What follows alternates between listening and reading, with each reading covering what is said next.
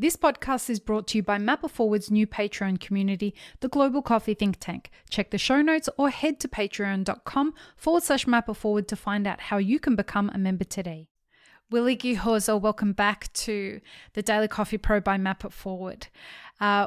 We are talking about producing coffee in Rwanda.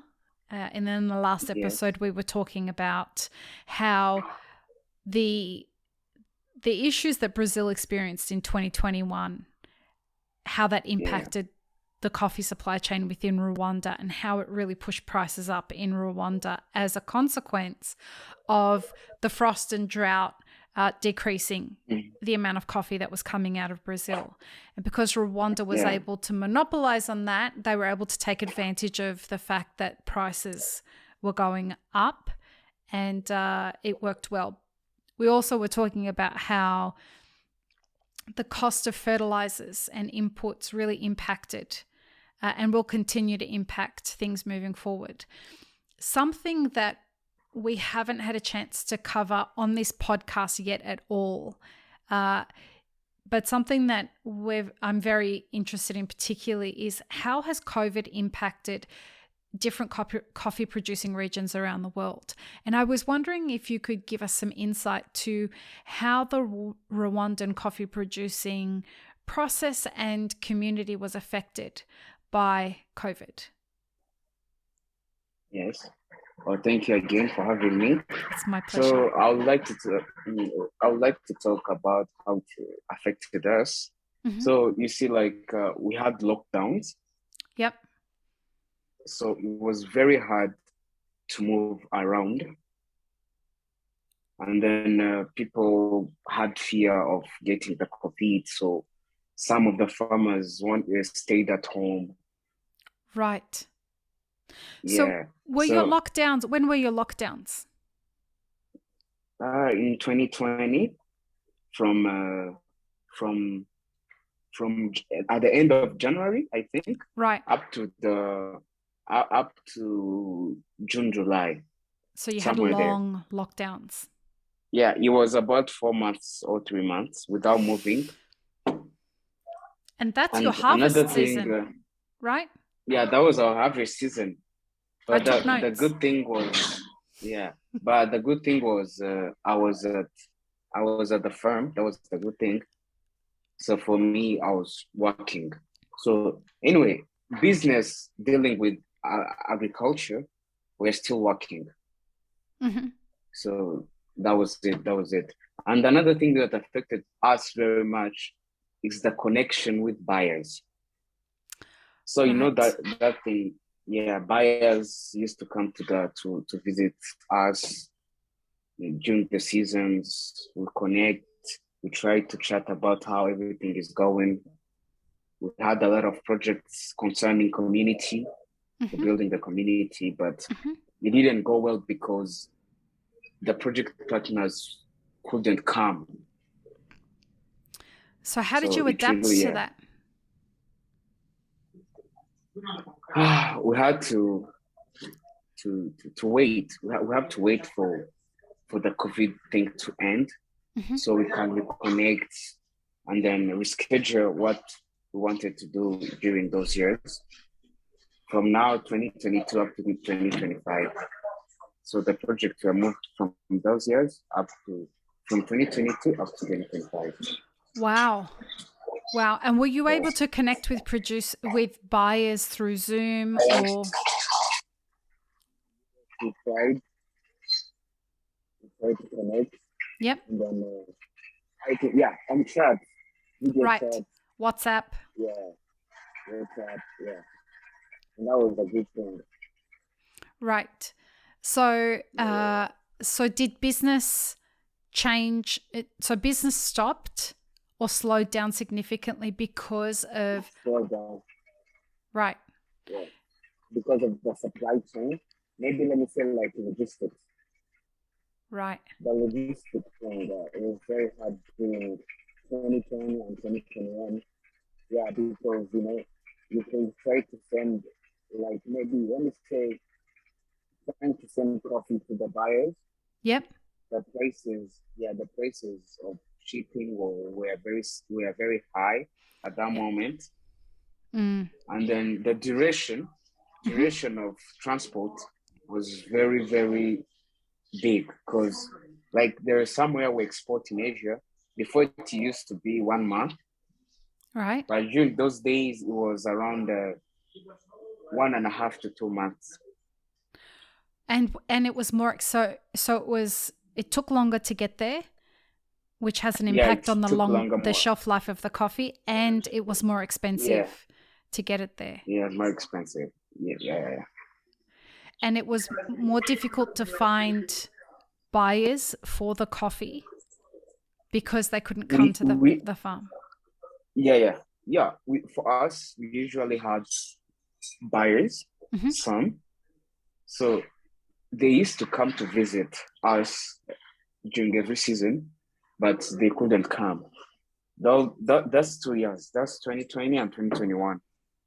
So we could just connect only on WhatsApp and other social medias. Yeah, right. That was it.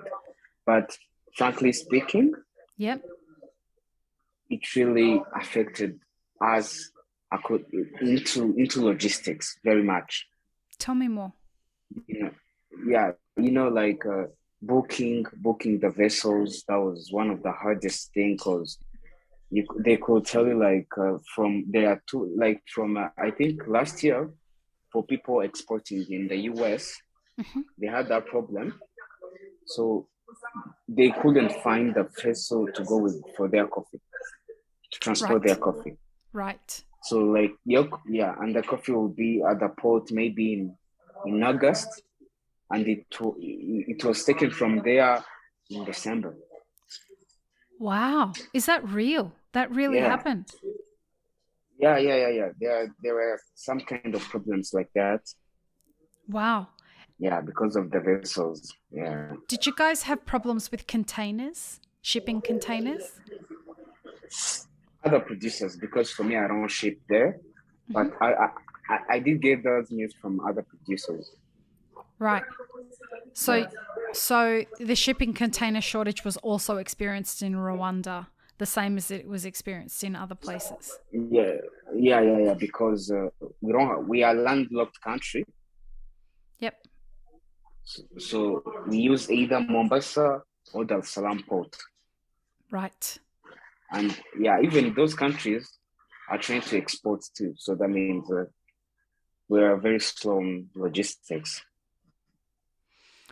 To find containers was very hard. I can imagine. So what countries were you shipping to? For me, it was Asia.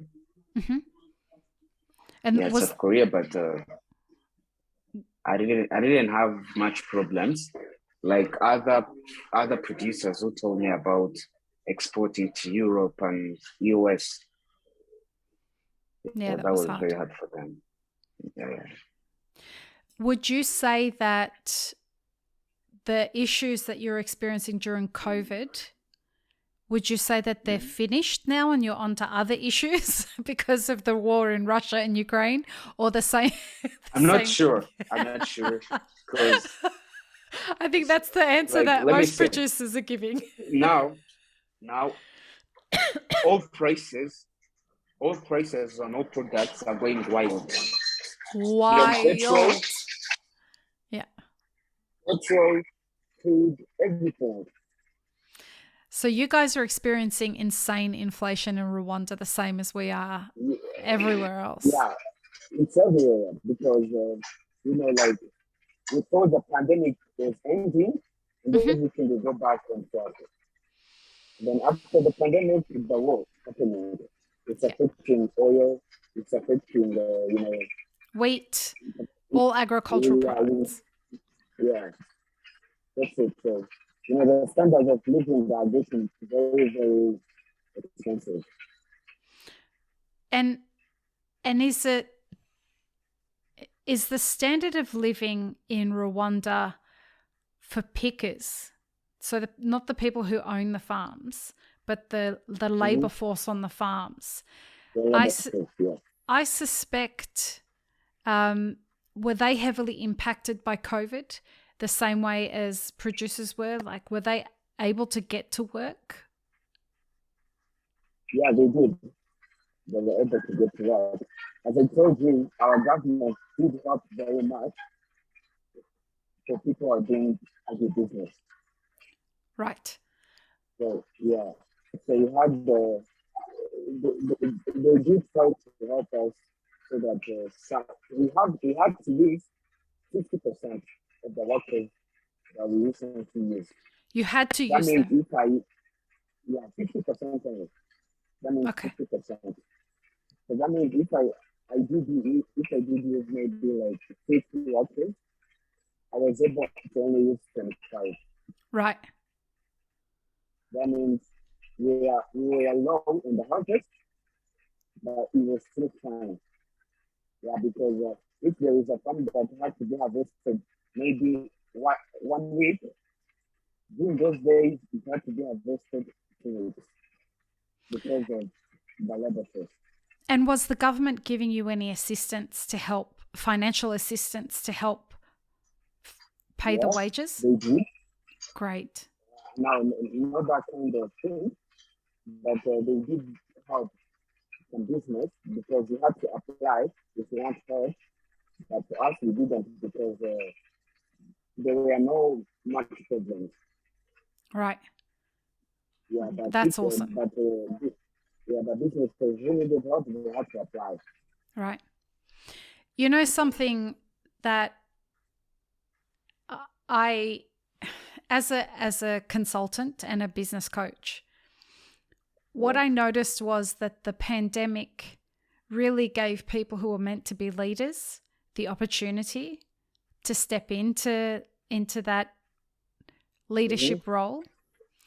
And I wonder in the next episode if we can talk about you being such a passionate coffee, I want to say producer, but I feel like you're like, for you, coffee production or coffee itself is about everything to do with coffee, not just the production of coffee. And as a young entrepreneur and third generation producer, I wonder if we can talk about how the challenges of the last couple of years in business have set you up from a mindset perspective to approach the future of coffee. How does that sound? Let's do that in the next episode. Okay, great. Peace, love, and peanut butter, everybody. Have an amazing rest of your day. Thanks, friends. If you enjoyed this video, here's what you should check out next. Consider supporting Map It Forward on Patreon and be sure to subscribe and hit the notification bell before you leave.